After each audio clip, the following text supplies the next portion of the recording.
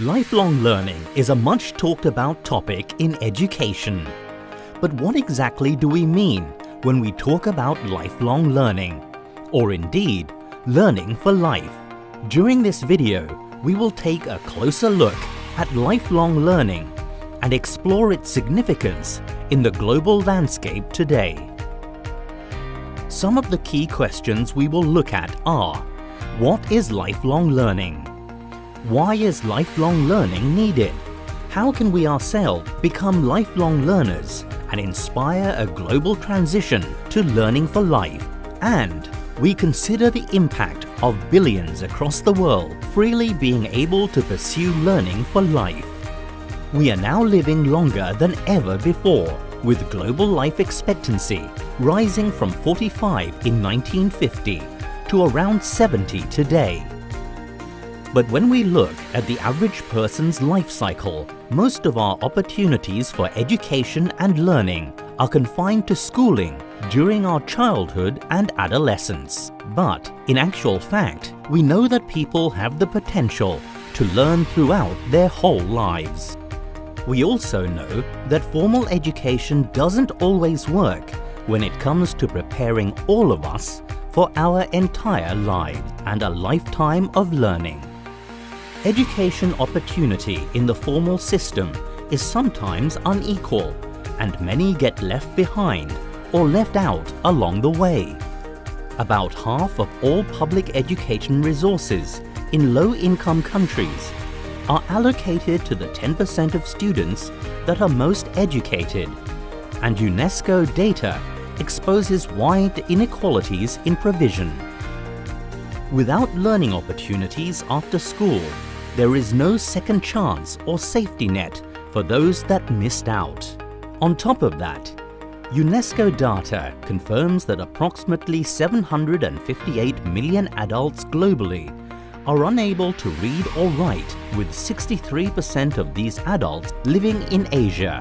Global illiteracy costs more than $1 trillion a year worldwide, and there is an ever-increasing need for lifelong learning opportunities that support livelihoods, well-being, and sustainability across the globe.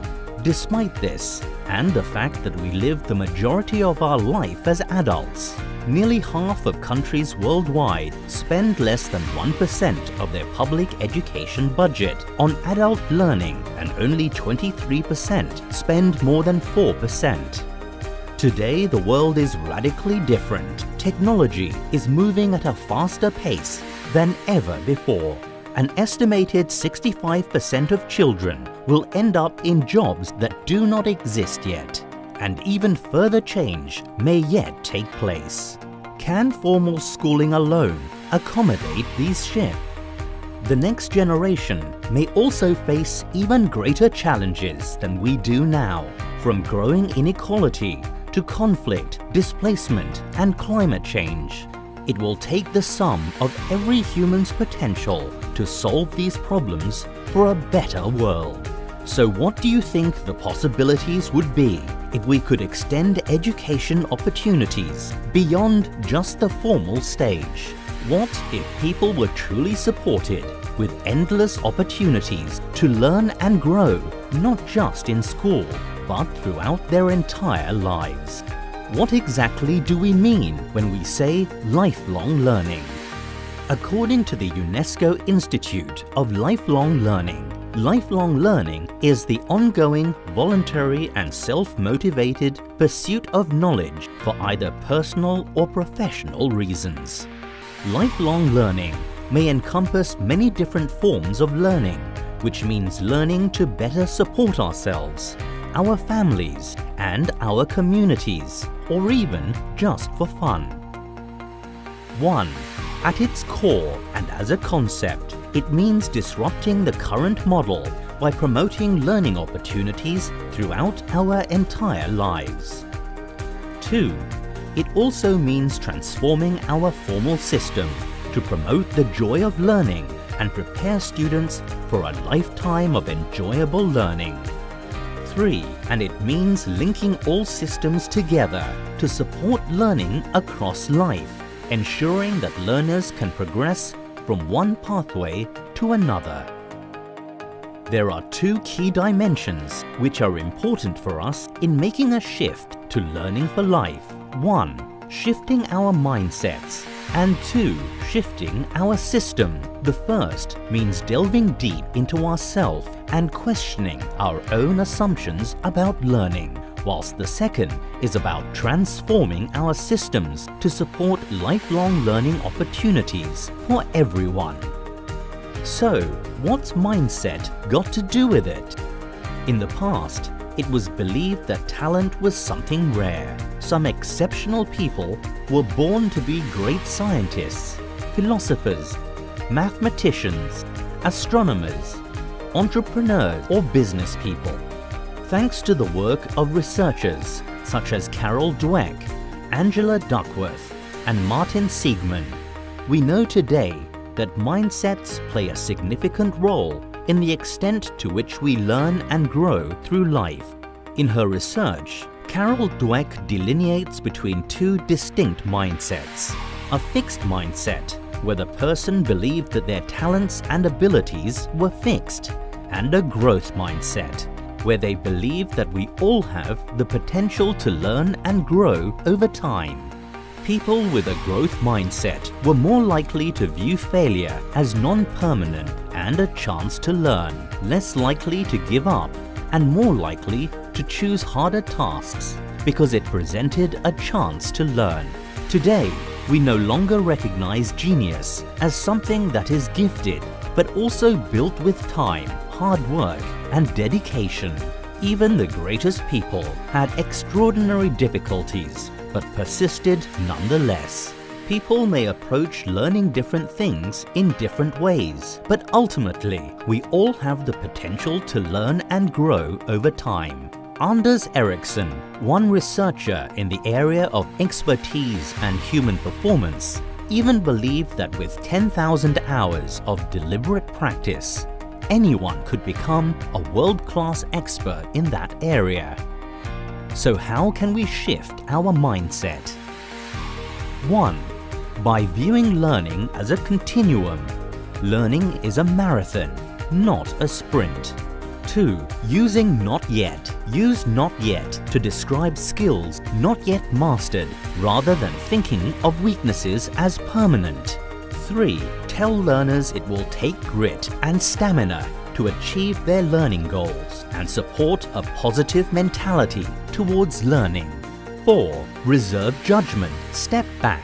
Reserve judgment on abilities and on whether someone is meant for a particular occupation or pathway. Instead, try to open up diverse learning options and empower people themselves to make informed decisions on their own learning trajectory. Practicing this philosophy can also help us and others find greater fulfillment in our work, live happier lives, and get closer to the kind of impact we want to make. Shifting to a lifelong learning mindset means 1. Moving away from traditional notions of genius. 2. Recognizing that expertise is built through time and practice. And 3. Acknowledging that everyone has the potential to learn and grow at every stage. And this mentality and the philosophies that underline it should guide the development of our systems to support learning across our lives and our societies. Not everything is down to mindset, but it is one essential ingredient for all of us to make the shift. Why? Because doing so means acknowledging the infinite human capacity which everyone has to learn and grow over time. After all, if talents really are fixed, there's no need for us to continue to learn, right? Next, equally as important, let's look at Area 2, shifting our systems. We know that the quality of learning environments and the availability of them plays a crucial role in shaping people's talents, abilities, and life chances. It is the responsibility of the state to ensure inclusive and equitable lifelong learning opportunities for all by increasing learning places, services, and opportunities, online and offline, we can provide all people across ages and all walks of life with the chance to learn. It means strengthening our adult learning systems, as well as reorientating our formal systems to support learning for life. So, what are some strategies towards this? 1. Plan your adult learning spaces carefully, making use of existing space and resources within the community. You won't always need to build new facilities. Make use of public spaces like libraries, town halls or schools, or work with local businesses to use existing space. A needs analysis should always come first before determining what kind of learning place you need. 2. Setting benchmarks is key. Adult learning spaces should seek to satisfy the 4 A's, making learning available, accessible, adaptable, and acceptable. 3. Support tools are key. Writing a law is a key step to set strategic direction and define the role and responsibilities of the government and service providers with adult learning. 4. Promote a wide range of qualifications and use a single integrated national framework that recognizes and links learning achievements across pathways and supports learners in moving from one path to another. 5. Carve out a pathway for ensuring quality adult educators, including pre-service and in-service training. 6. Raise awareness and advocate for a shift from learning in school to learning for life. This also means promoting a lifelong learning mindset, approach, and philosophy from an early age in school throughout life. 7. Leverage the full potential of partnership by sharing your aims with the public, the private sector, and NGO organizations. Doing so may even open up new avenues of collaboration. 8. Set up a system of monitoring and reporting for adult learning provision and services to assess progress and inform policy. 9.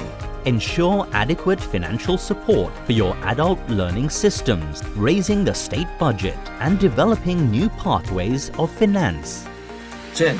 Work with others to support transformations in formal schooling which ensure children are prepared for their lifelong learning journey. Incorporating these elements will support stronger systems which further promote quality learning opportunities across society. Imagine what would happen if more than 7 billion people across the world were able to learn for life. What's the true potential of lifelong learning for all of us and for our societies? Quality of life for all of us would improve. Lifelong learning would allow people to learn and develop themselves throughout their whole lives. Leveraging the full potential of our 7 billion minds to help make the world a better place, whilst improvements in literacy would open doors to better lives. Lifelong learning would give people a second chance when they miss out on formal education. Those who did not have access to schools can still get a training certificate or obtain vocational skills to improve their livelihood, and can learn life skills to support happier and healthier living. When people can have jobs that they love, it allows them to make positive impacts to the society and contributes to a happier community. When one happy community combines with another, they make the world a better place to live in. Let's take a moment to revisit some of the key ideas we have discussed on this video. When everyone knows that they can learn and have potential to grow throughout their lives, when learning opportunities are accessible to everyone and everywhere, these are the beginnings of a brighter future for all of us. It starts with our society's shift to learning for life.